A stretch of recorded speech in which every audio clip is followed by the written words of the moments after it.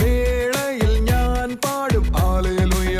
ദാവീദെ പോലെ ഞാൻ പാടിടും ഹല്ലേലൂയ. യേശുവിനായി ഞാൻ പാടിടും ഹല്ലേലൂയ. ദാവീദെ പോലെ ഞാൻ പാടിടും ഹല്ലേലൂയ. യേശുവിനായി ഞാൻ പാടിടും hallelujah. Hallelujah hallelujah hallelujah hallelujah hallelujah hallelujah hallelujah hallelujah hallelujah hallelujah hallelujah.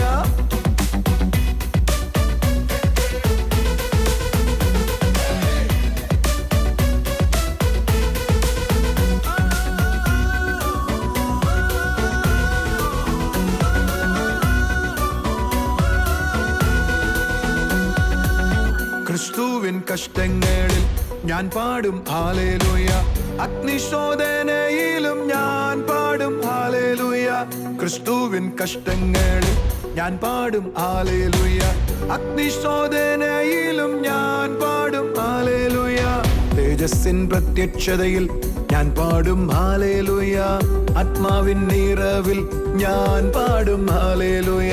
തേജസ്സിൻ പ്രത്യക്ഷതയിൽ ഞാൻ പാടും hallelujah.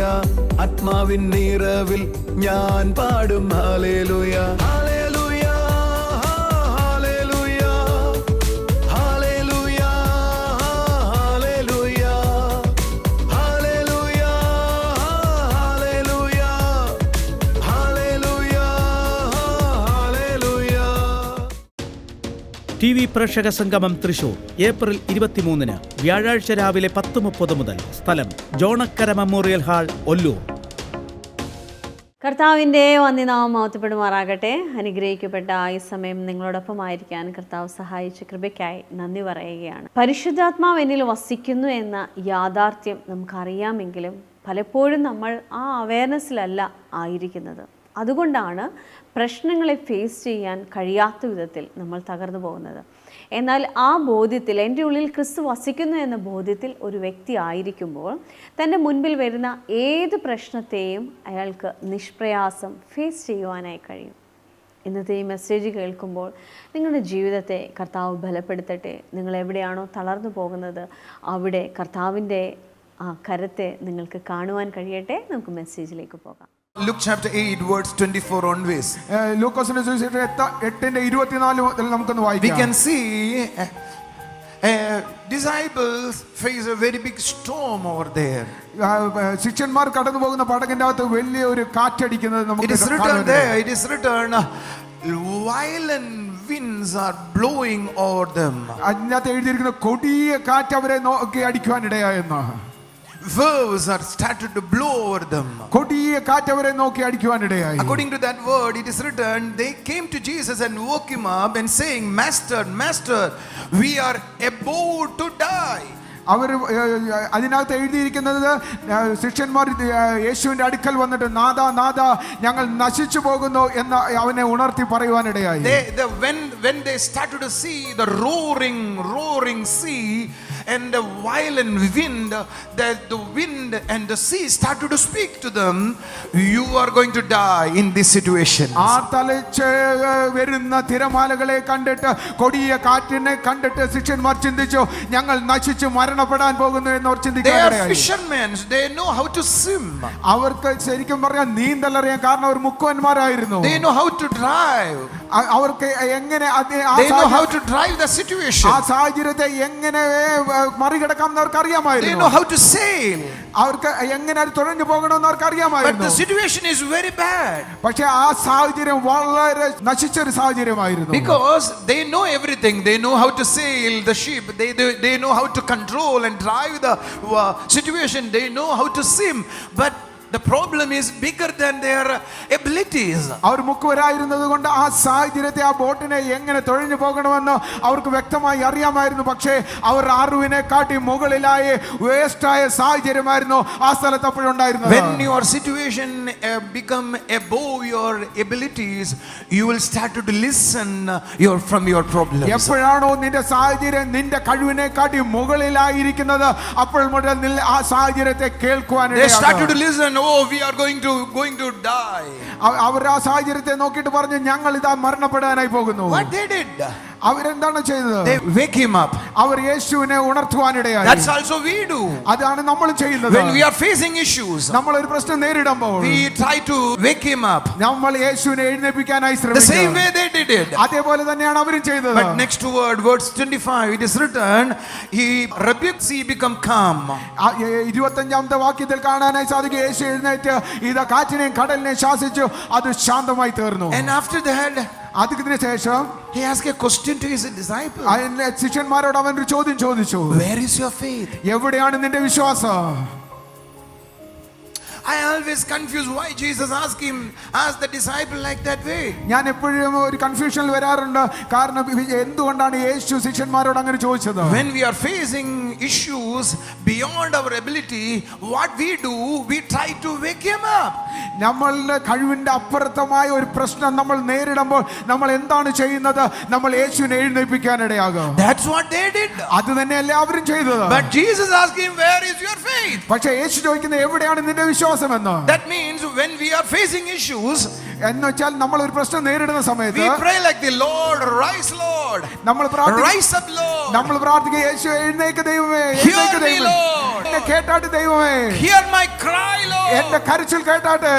you make loud noise. നമ്മൾ ഉച്ചത്തിൽ ശബ്ദമുണ്ടാക്കാൻ ഇടയാകും. We think that is called faith. നമ്മൾ പറയുന്ന അതാണ് വിശ്വാസമെന്ന്. Waking Jesus, we think that is called faith. നമ്മൾ പറയുന്നത് യേശുവിനെ ഉയർത്തുന്ന അല്ലെങ്കിൽ ഉണർത്തുന്നതാണ് വിശ്വാസം എന്നത്. We know so many scriptures in Psalms also.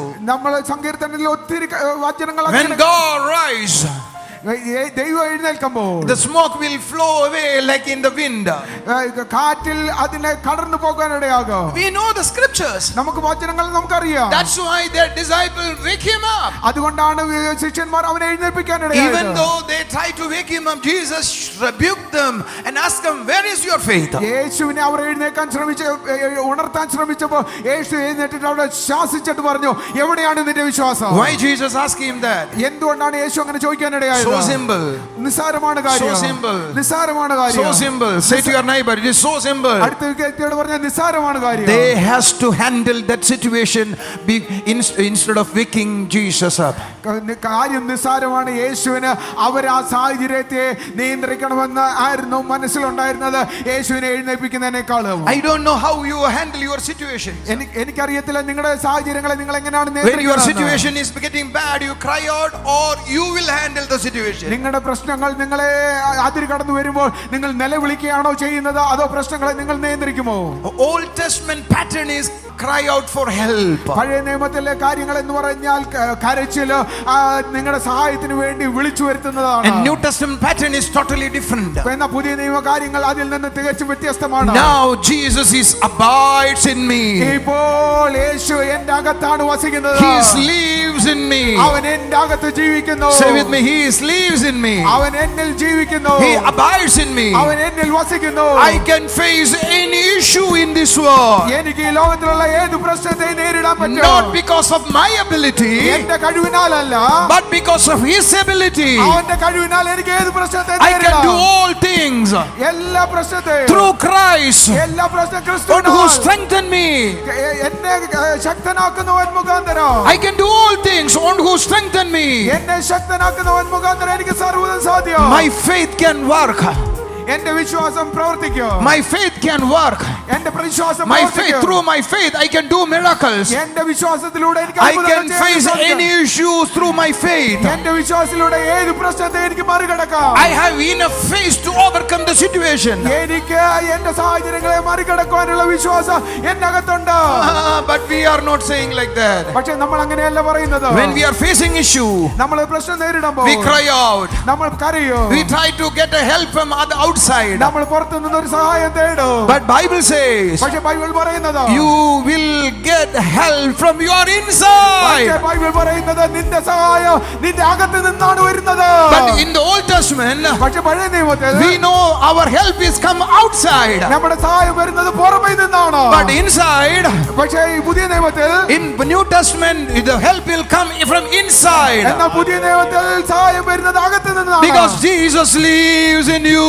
കാരണം യേശു നിന്റെ അകത്ത് ജീവിക്കുന്നു. Come on, give a cup of praise offering to our Lord. ഒരു സ്തുതിയാഗം ദൈവത്തിന് അർപ്പിച്ചാട്ടെ. Worship Him. അവനെ ആരാധിച്ചാട്ടെ. The helper is in you now. നിന്റെ സഹായകൻ നിന്റെ അകത്തുണ്ട്.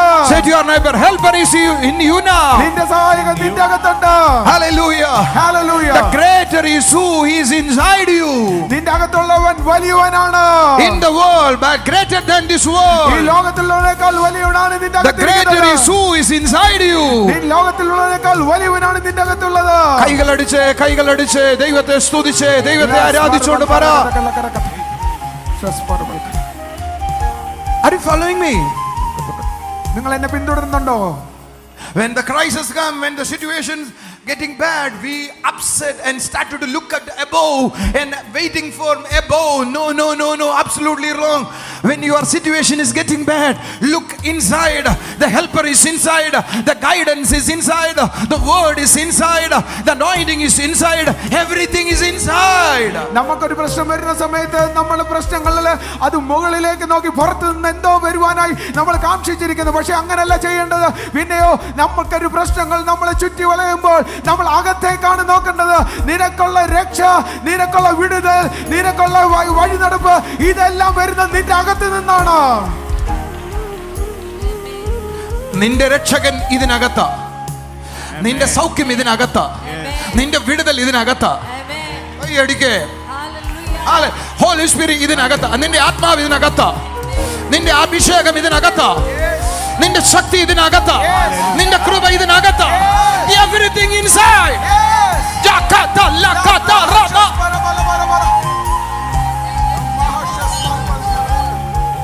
But you are seeking outside.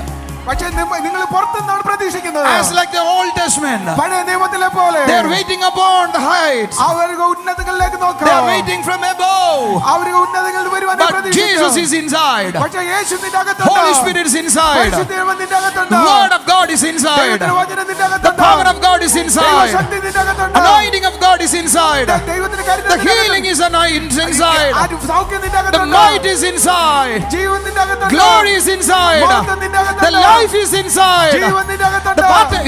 Oh, everything inside. എല്ലാം നിന്റെ അകത്താണുള്ളത്. We never look at inside. We look always outside. നമ്മൾ ഒരിക്കലും അകത്ത് നോക്കുന്നില്ല, നമ്മൾ എപ്പോഴും പുറത്തേക്കാണ് നോക്കുന്നത്. Give a blow to your neighbor and say, look at inside. അടുത്തിരിക്കുന്ന ആളെ തട്ടിയിട്ട് പറഞ്ഞിട്ട് അകത്തേക്ക് നോക്കിയാട്ടെ. 1 John chapter 2 verse 13 to 14 says, the word of God is inside you. 1 യോഹന്നാൻ 2:13-14 പറയുന്നത് ദൈവം എന്റെ അകത്താണ് വസിക്കുന്നത്. That's why word of God is inside you. ദൈവത്തിന്റെ വചനം നിന്റെ അകത്താണ് That's why I'm വസിക്കുന്നത്. strong. അതുകൊണ്ടാണ് ഞാൻ You ശക്തനായിരിക്കുന്നത്. are not a weak vessel, brother. നീ ഒരു വീക്കായിരിക്കുന്ന ഒരു പാത്രമല്ല You സഹോദരൻ. are a special vessel. നീ ഒരു പ്രത്യേകതയുള്ള You are പാത്രമാണ്. an extraordinary. നീ ഒരു അസാധാരണമുള്ളവനാണ്.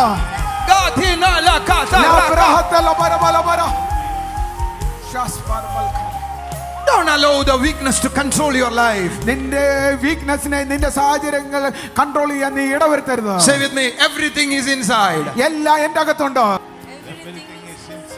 Don't look at outside for help. പുറമേ നിന്നൊരു സഹായം പ്രതീക്ഷിച്ചുകൊണ്ട് നോക്കിക്കൊണ്ടിരിക്കരുത്. He's ready to help you inside. അതിന്റെ അകത്ത് തന്നെ നിന്നെ സഹായിക്കാൻ അവർ ready ആയിരിപ്പുണ്ട്. Oh, I take more than 10 years to learn this truth. ഞാൻ ഈ സത്യം മനസ്സിലാക്കാൻ എന്റെ ജീവിതത്തിൽ 10 വർഷം എനിക്ക് എടുക്കേണ്ടി വന്നു. When I receive this truth, I ask, that means I no need to look upon the Zion, outside Zion.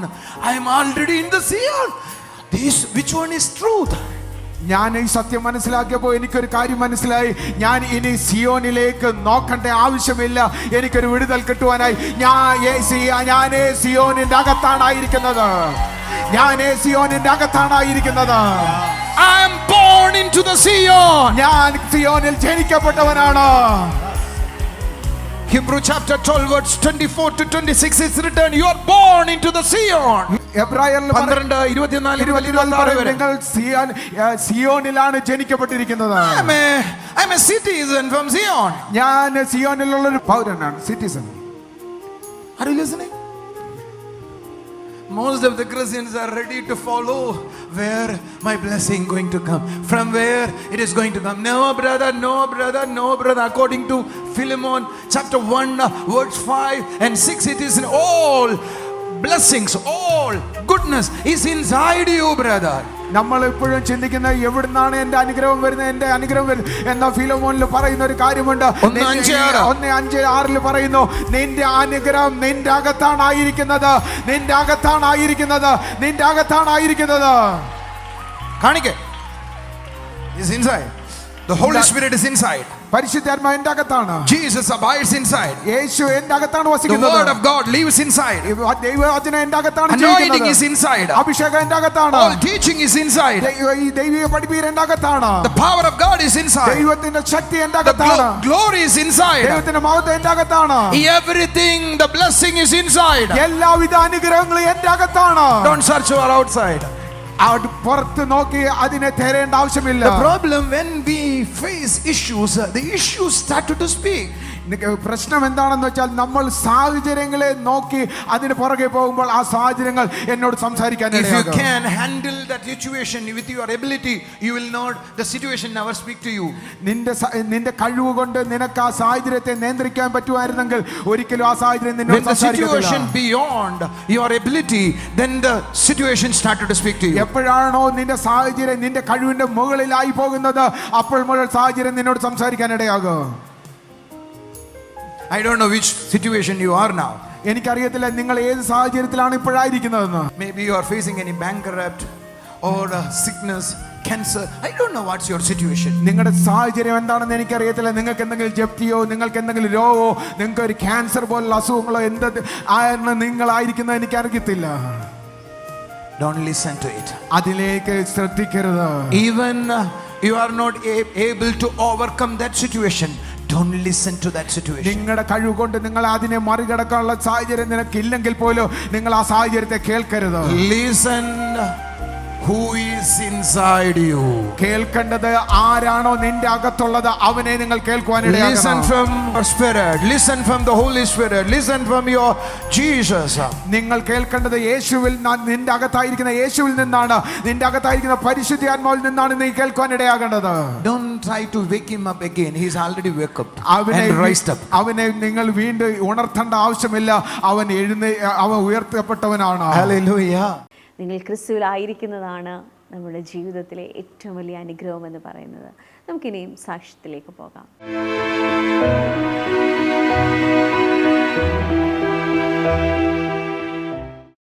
സിസ്റ്ററെ, ഈ കുടുംബത്തിന് കർത്താവ് ചെയ്ത വലിയ അത്ഭുതങ്ങളെയാണ് സാക്ഷ്യപ്പെടുത്തുന്നത്. ആദ്യമായിട്ട് ഈ ബ്രദറിനുള്ള സാക്ഷ്യമാണ് പറയുന്നത്. ബ്രദറിൻ്റെ പേര് രവി. അതുപോലെ കൂടെ നിൽക്കുന്നത് ബ്രദറിൻ്റെ മകൻ്റെ വൈഫാണ് ഷിജി മോൾ. കാട്ടാക്കട എന്ന സ്ഥലത്ത് നിന്നാണ് വരുന്നത്. ഈ ബ്രദറിന് 2 കിഡ്നിയിലെ സ്റ്റോൺ ഉണ്ടായിരുന്നു. 2 കിഡ്നിയിലെ സ്റ്റോണ് സർജറിയിലൂടെ നീക്കം ചെയ്തിരുന്നു. അതിനുശേഷമാണ് നമ്മുടെ ചർച്ചിൽ കടന്നു വരാൻ ഇടയായത്. വീണ്ടും 1-2 വർഷങ്ങൾക്ക് ശേഷം 2 കിഡ്നിയിലും വീണ്ടും സ്റ്റോൺ ഉണ്ടായി. ഡോക്ടേഴ്സ് സ്കാൻ ചെയ്തിട്ട് പറഞ്ഞു സർജറി തന്നെ വേണമെന്ന് പറഞ്ഞു. എന്നാൽ ബ്രദറിൻ്റെ അടുക്കൽ വന്ന് പറഞ്ഞ് പ്രാർത്ഥിച്ചു. ബ്രദർ ഇങ്ങനെ പറഞ്ഞു, ഈ ശരീരത്തിൽ ഇനി കത്തി വയ്ക്കുവാൻ ഇടയാക്കുകയില്ല, യേശുവിൻ നാമത്തിൽ മാറിപ്പോകട്ടെ എന്ന് പറഞ്ഞു. ബ്രദർ ഇപ്പോൾ സാക്ഷ്യപ്പെടുത്തുന്നത് 3 വർഷമായി ഇതുവരെയും കത്തി വയ്ക്കുവാൻ കർത്താവ് ഇടയാക്കിയില്ല, പൂർണ്ണ വിടുതൽ നൽകി എന്നാണ്. Thank you Jesus. സർജറി നടന്നു എന്ന് പറഞ്ഞ എത്ര നാൾക്ക് മുമ്പാ? 2017 വീണ്ടും സർജറി പറഞ്ഞത് പിന്നീട് എന്നാ പറഞ്ഞത്? 2018-19 തുടക്കം. ഒരു 1.5 വർഷം കഴിഞ്ഞപ്പോൾ, അല്ലെ 2 വർഷം കഴിഞ്ഞപ്പോൾ വീണ്ടും സർജറി പറഞ്ഞു. എന്നാ ഇവിടെ ഒന്ന് പ്രാർത്ഥിക്കാൻ ഇടയായത്? ഈ പിന്നെ കുറച്ച് നാൾ കഴിഞ്ഞപ്പോഴത്തേക്ക് ഈ സർജറി കഴിഞ്ഞ് 2-2.5 വർഷം കഴിഞ്ഞപ്പോഴത്തേക്ക് എനിക്ക് വേദനയും പ്രയാസവും ഉണ്ടായി, പിന്നെയും ബുദ്ധിമുട്ടും കൂടി തുടങ്ങി. അപ്പോൾ പിന്നെ ഡോക്ടറെ അടുക്കലേക്ക് പോയി. അപ്പോൾ ഡോക്ടർ സ്കാനിങ് എടുത്തിട്ടാണ് പോയത്. അപ്പോൾ ഡോക്ടർ പറഞ്ഞു വീണ്ടും കല്ലുകൊണ്ട് കിഡ്നി നിറഞ്ഞിരിക്കുകയാണ്, പിന്നെ സർജറി ചെയ്തേ പറ്റുള്ളൂ എന്ന് പറഞ്ഞു. പിന്നെ അങ്ങനെ പ്രയാസം വീണ്ടും ഒരു സർജറിക്ക് ഞാൻ അത്ര ഇത് പോരാ. ഒരു സർജറി കഴിഞ്ഞതിന്റെ ക്ഷീണം മാറിയില്ല. 2 സർജറി കഴിഞ്ഞ 2 പ്രാവശ്യമായിട്ട് 2 പ്രാവശ്യമായിട്ട് കഴിഞ്ഞു. അപ്പോൾ ഞാൻ ശരീരം എനിക്ക് അത്ര ഒരു ഇതല്ല. അങ്ങനെ ഇരിക്കുമ്പോഴത്തേക്കാണ് വീണ്ടും ഇതിങ്ങനെ ആയി വന്നത്. പിന്നെ ഞാൻ ഇവിടെ വരാനിടയായി, ചർച്ചിൽ വരാനിടയായി. പിന്നെ ഇടയ്ക്ക് ബ്രദർ പ്രാർത്ഥിച്ചു, ഇനി ശരീരത്തിൽ കത്തി വയ്ക്കേണ്ടതില്ല, പിന്നെ സ്കാനിങ് നോക്കി. ഞാൻ സ്കാനിങ് നോക്കിയിട്ടില്ല ഇതുവരെ. എന്തായാലും വർഷം 3-3-ലേറെയായി. ഞാൻ ഉദ്ദേശം വർഷമാണ് പറഞ്ഞത്, 3-ലേറെ ആവുന്നുണ്ട് വർഷം പ്രസവം കിട്ടിയിട്ട്. അതായത് വേദന കൂടിയിട്ടാണ് പോയത്. യാതൊരു വേദനയില്ല, ഇല്ല, ശരീരത്തിൽ യാതൊരു പ്രയാസം ഇപ്പം അനുഭവിക്കുന്നില്ല. സ്കാൻ നോക്കിയില്ലെങ്കിലും സ്റ്റോൺ സംബന്ധമായുള്ള ആ പഴയ ബുദ്ധിമുട്ടുകളൊന്നുമില്ല. കർത്താവ് സൗഖ്യമാക്കിയതിനായി സ്തോത്രം.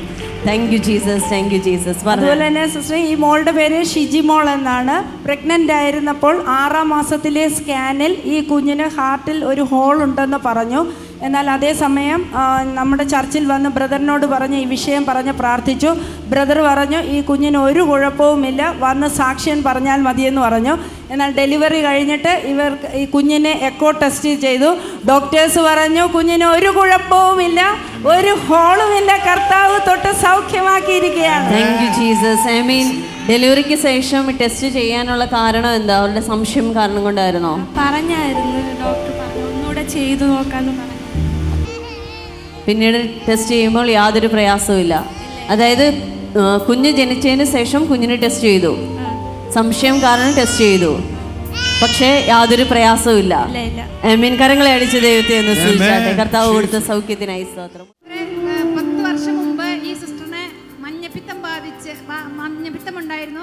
അത് ലിവറിനെ ബാധിച്ചിരുന്നു. നമ്മുടെ പബ്ലിക് മീറ്റിംഗിനെ വന്ന സിസ്റ്റർ പ്രാർത്ഥിച്ചു, പൂർണ്ണ സൗഖ്യമായി എന്ന് സിസ്റ്റർ പറയുന്നത്. ഇത് എന്തിന്റെ റിപ്പോർട്ടാണ് തന്നെ കഴിഞ്ഞ ആഴ്ചകളിലെ സിസ്റ്റർക്ക് വായിൽ നിന്ന് ബ്ലഡ് വന്നതിനെ തുടർന്ന് ഡോക്ടറെ കാണിച്ചു. ഡോക്ടർ സ്കാൻ ചെയ്യാനും ബ്ലഡ് ടെസ്റ്റ് ചെയ്യാനൊക്കെ എഴുതിയിരുന്നു. യാതൊരു കുഴപ്പമില്ല എന്നാണ് പറയുന്നത്. ഇതെന്തിന്റെ റിപ്പോർട്ടാണ് ചേച്ചി? ഇത് ബ്ലഡ് ടെസ്റ്റ് ചെയ്താണ്. കഴിഞ്ഞ മാസം വീണ്ടും ബ്ലഡ് വന്നു. 4-5 ദിവസമായിട്ട് ബ്ലഡ് വരികയായിരുന്നു. ഓക്കെ, വായിന്ന് വന്നുകൂടെ ഇരിക്കും. ഞാൻ ചോദിക്കുന്നത് അത് മാറിയതിന്റെയാണോ ലിവർ ഫംഗ്ഷൻ സൗഖ്യമായതിന്റെയോ?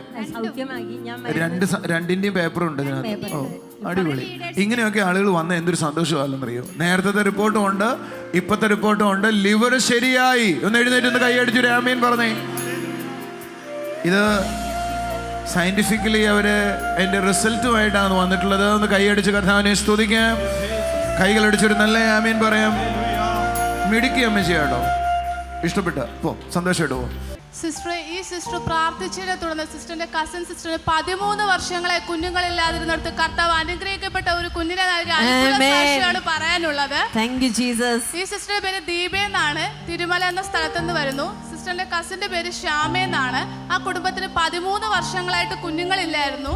10 മാസത്തിന് മുമ്പേ സിസ്റ്റർ ആ കുടുംബത്തിന് വേണ്ടി പ്രാർത്ഥിച്ചു. അത്ഭുതം എന്ന് പറയട്ടെ, ആ സിസ്റ്റർ കെയറിംഗ് ആയി. ഈ മാർച്ച് 10-ാം തീയതി കർത്താവ് ഒരു അനുഗ്രഹിക്കപ്പെട്ട ആൺകുഞ്ഞിനെ നൽകി അനുഗ്രഹിച്ചു എന്നാണ് പറയുന്നത്. ഡെലിവറി കഴിഞ്ഞോ? Thank you Jesus. ഈ സിസ്റ്റർ ഇവിടെ നിൽക്കുന്നത് തന്നെ ഒരു അത്ഭുത സാക്ഷ്യമായിട്ടാ. അനേകർക്ക് അത്ഭുതങ്ങളെ കൊടുക്കാൻ തക്കോണം ഈ കരങ്ങളെ ദൈവം ബലപ്പെടുത്തി ഓർത്ത് സ്തോത്രം. Thank you Jesus. കർത്താവ് ചെയ്ത ഓരോ അത്ഭുതങ്ങൾക്കായി നന്ദി പറയുന്നു. ഓരോ സാക്ഷ്യങ്ങൾ കേൾക്കുമ്പോഴും ജീവിക്കുന്ന ഒരു കർത്താവിനെ നമുക്ക് അനുഭവിക്കാനായി കഴിയും. പലപ്പോഴും ഏട്ടൻ പറയുന്നത്, ആളുകളോട് പറയുന്നത് കേൾക്കാറുണ്ട്, അത്ഭുതങ്ങളെ കാണണം, എങ്കിലേ വിശ്വാസമുണ്ടാകത്തുള്ളൂ. ദൈവം ചെയ്തത് കാണുകയും കേൾക്കുകയും ചെയ്യുന്ന ഒരു വ്യക്തിയുടെ ലൈഫിലാണ് ഇത് കർത്താവ് ചെയ്യുമെന്ന് വിശ്വസിക്കാൻ കഴിയുന്നത്, ഉറപ്പോടെ ബലപ്പെടുവാൻ കഴിയുന്നത്. നമുക്കൊരു നിമിഷം കണ്ണുകളെ അടയ്ക്കാം. അപ്പോൾ അതിനോടൊപ്പമായിരിക്കുന്ന ഓരോ കുടുംബങ്ങളെയും അവിടുത്തെ കരങ്ങളിൽ ഏൽപ്പിക്കുന്നു. അത്ഭുതങ്ങളെ കൊണ്ടും അടയാളങ്ങളെ കൊണ്ടും ഞങ്ങളെ നിറച്ച സ്വർഗമേ, അങ്ങേക്ക് നന്ദി പറയുന്നു. ഈ കുടുംബങ്ങളിൽ കർത്താവെ, കുഞ്ഞു കുട്ടികൾ മുതൽ കർത്താവെ മുതിർന്നവർ വരെ ദൈവത്തെ അനുഭവിക്കുന്നവരാകണം. ദൈവത്തെ അനുഭവിക്കുന്ന ഒരാൾക്ക് മാത്രമേ ദൈവത്തെ പറയാൻ കഴിയത്തുള്ളൂ. ഇവരുടെ ലൈഫിൽ അത് അനുഭവിക്കട്ടെ അപ്പാ. ഓരോ സാഹചര്യങ്ങളും അത് അനുഭവിക്കട്ടെ. സന്തോഷത്തിലും സങ്കടങ്ങളിലും എല്ലാം അത് അനുഭവിക്കട്ടെ. കർത്താവെ, അങ്ങനെ ഒരു വ്യക്തിയുടെ ലൈഫ് മറ്റുള്ളവർക്ക് ഒരു പാഠമായിരിക്കാം. നോക്കി പഠിക്കുവാൻ പലതും ആ വ്യക്തിയുടെ ജീവിതത്തിലുണ്ട്. യേശുവേ, നിൻ്റെ കൃപയ്ക്ക് നന്ദിയപ്പാ. അവിടുത്തെ സ്നേഹത്തിന് നന്ദിയപ്പാ. അവിടുത്തെ കൃപയ്ക്ക് നന്ദിയപ്പാ. അങ്ങയുടെ സ്നേഹത്തിന് നന്ദിയപ്പാ. Hallelujah, hallelujah, hallelujah. നന്ദി പറയുന്നു യേശുവേ, നന്ദി പറയുന്നു കർത്താവേ, നന്ദി പറയുന്നു. നിൻ്റെ സ്നേഹത്തിനായി നന്ദി, അവിടുത്തെ കൃപയ്ക്കായി നന്ദി, അങ്ങയുടെ സ്നേഹത്തിനായി നന്ദി. Thank you Jesus, thank you Jesus, thank you Jesus. കർത്താവേ, വ്യക്തികളിൽ ദൈവകൃപ ചലിക്കട്ടെ അപ്പാ, ദൈവത്തെ അനുഭവിക്കട്ടെ അപ്പാ. ആ സ്നേഹത്തിൻ്റെ മധുരം ഓരോരുത്തരും അനുഭവിക്കട്ടെ അപ്പാ. വ്യക്തികളിൽ നിന്നുണ്ടായ വേർപാടിനാലുണ്ടായ അല്ലെങ്കിൽ ബന്ധം പിരിഞ്ഞതിനെ നിമിത്തമുണ്ടായ മുറിവിനാലായിരിക്കുന്ന ചിലരെ കർത്താവ് സൗഖ്യമാക്കുന്നത് കാണാം. കർത്താവെ, ആ വ്യക്തിയുടെ ഹൃദയത്തിലെ ആഴമേറിയ മുറിവ് അത് ഉണങ്ങട്ടെ അപ്പാ, ആ മുറിവ് ഉണങ്ങട്ടെ അപ്പാ. അത് നിമിത്തം തൻ്റെ ലൈഫ് ഇരുണ്ടു പോയിടത്തു നിന്നും തൻ്റെ ലൈഫിൽ പ്രകാശമുണ്ടാകട്ടെ, തൻ്റെ ജീവിതത്തിൽ വെളിച്ചമുണ്ടാകട്ടെ അപ്പാ, തൻ്റെ ജീവിതത്തിൽ വെളിച്ചമുണ്ടാകട്ടെ അപ്പാ, തൻ്റെ ജീവിതത്തിൽ വെളിച്ചമുണ്ടാകട്ടെ അപ്പാ. നന്ദി പറയുന്നു, നന്ദി പറയുന്നു. കർത്താവെ, തകർന്നു പോയ ഒരു സാമ്പത്തിക സ്ഥിതിയിൽ തനിക്ക് ഉണ്ടായിരുന്നത് വീണുപോയി, അത് തകർന്നു പോയി. അങ്ങനെ ആയിരിക്കുന്ന ഒരു വ്യക്തിയെ കർത്താവ് പണിയുന്നത് കാണാം. അതൊരു പക്ഷേ തൻ്റെ ബിസിനസ്സാകാം, അല്ലെങ്കിൽ താനായിരുന്ന കെട്ടിപ്പടുത്ത എന്തെങ്കിലും കാര്യമാകാം, ജോലിയായിരിക്കാം. ഏത് തന്നെയാണെങ്കിലും താനവിടെ ഇടിഞ്ഞില്ലാതായിപ്പോയി. കയറി വരുവാൻ കഴിയാത്ത വിധത്തിൽ നഷ്ടങ്ങളാണ് തൻ്റെ ലൈഫിലുണ്ടായിരിക്കുന്നത്. കർത്താവെ, ആ വ്യക്തിയെ അപ്പോൾ അവിടുന്ന് പണിയുന്നതോർത്ത് നന്ദി പറയുന്നു കർത്താവെ, നന്ദി പറയുന്നു കർത്താവെ. കർത്താവെ, പൊളിഞ്ഞുപോയ ജീവിതം, ബിസിനസ്, കർത്താവെ, നന്മകൾ, ഇതിലെല്ലാം ദൈവത്തിൻ്റെ കരം ചലിക്കട്ടെ അപ്പാ, ദൈവത്തിൻ്റെ കരം ചലിക്കട്ടെ അപ്പാ. ആ വ്യക്തിയെ ആശ്വസിപ്പിക്കുന്ന, പണിയുന്ന അവിടുത്തെ കൃപയ്ക്കായി നന്ദി പറയുന്നു. എന്നോടൊപ്പമായിരിക്കുന്ന കുടുംബങ്ങളിൽ കർത്താവെ അപ്പോൾ സൗരഭ്യവാസന പരക്കട്ടെ അപ്പാ, ക്രിസ്തുവിൻ്റെ സൗരഭ്യവാസന പരക്കട്ടെ അപ്പാ. അനേകർക്ക് സുഗന്ധമാകട്ടെ, അനേകർക്ക് സുഗന്ധമാകട്ടെ അപ്പാ. സ്വർഗീയ പിതാവേ, അവിടുന്ന് ഞങ്ങളുടെ പ്രാർത്ഥന കേട്ടതിനായി സ്തോത്രം. യേശുവിൻ്റെ നാമത്തിൽ തന്നെ ആമേൻ. ക്രിസ്തുവിൻ്റെ സ്നേഹത്തിലും നിർമ്മലതയിലും നമുക്കായിരിക്കാം. God bless U.